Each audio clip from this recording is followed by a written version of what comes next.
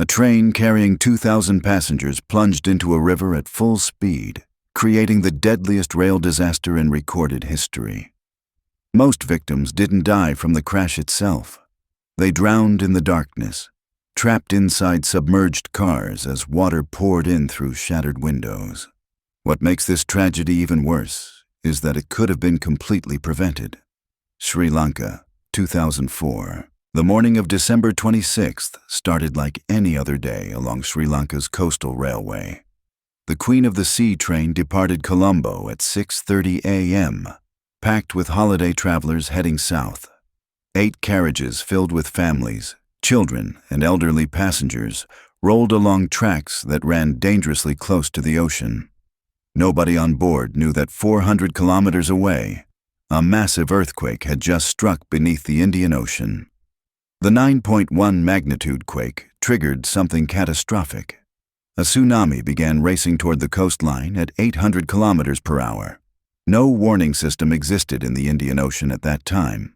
No sirens, no alerts, just silence before the wave. At 9:30 a.m., the train made a scheduled stop near the village of Paralia. Passengers noticed something strange through the windows. The ocean had pulled back dramatically, exposing hundreds of meters of sea floor. Fish flopped on wet sand where water should have been. Some passengers got off to investigate. Others stayed in their seats, curious but unconcerned. Then someone spotted it.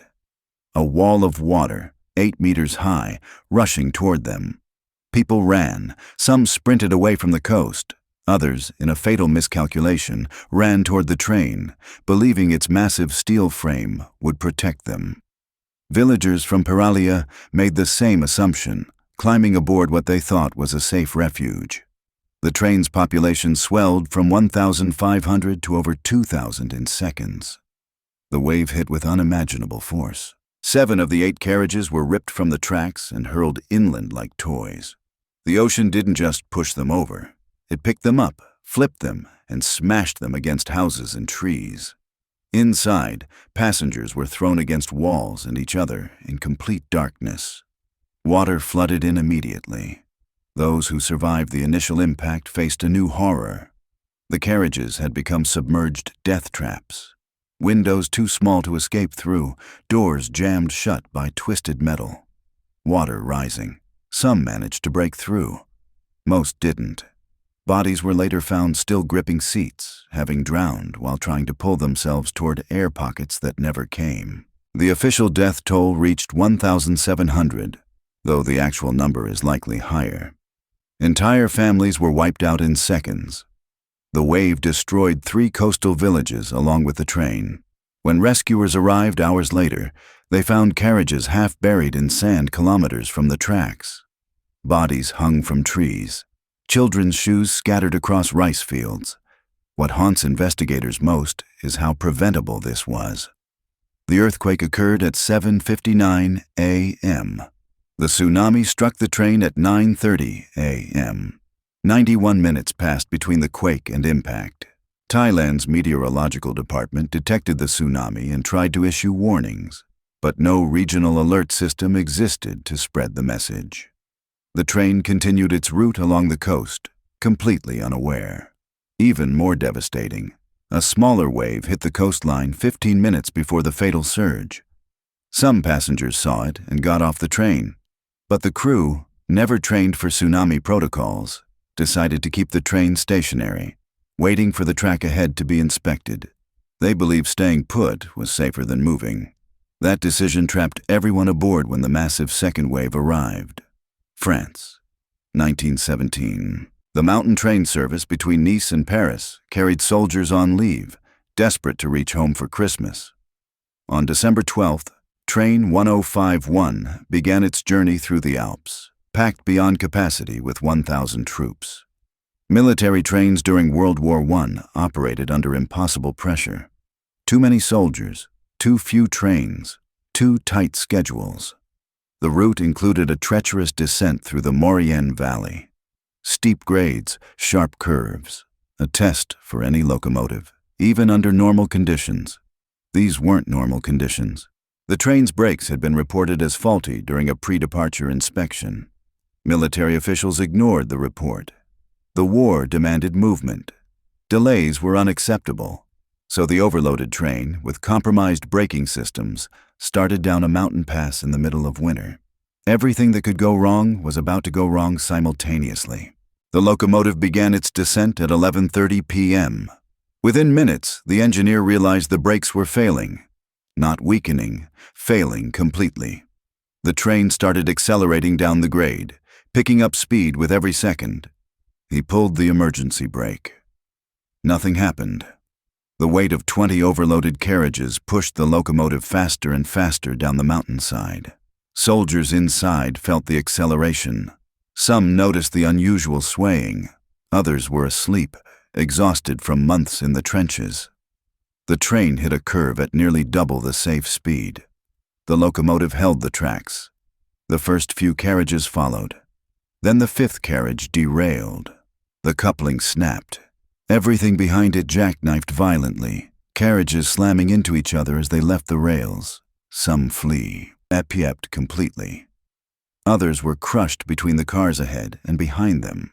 The wooden carriages splintered on impact. Soldiers were thrown through walls, bodies piled on top of each other in the wreckage. Then fire started. The coal stoves used to heat the carriages had been knocked over in the crash. Flames spread through the shattered wooden frames immediately. Many soldiers survived the initial derailment, only to find themselves trapped in burning wreckage. The remote location meant no help arrived for hours. By the time rescue teams reached the site, most of the train had been consumed by fire. The official death toll was listed as 543 soldiers. But here's what makes this disaster particularly haunting. The French military classified the incident. No public announcement. No newspapers. Nothing. Families were told their sons died in combat.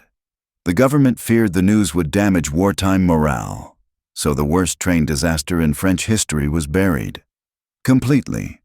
The cover-up was so effective that most people today still don't know it happened. Records were sealed for decades. When they finally surfaced, historians discovered something chilling. At least 3 other military trains had experienced brake failures on that same route in the months before.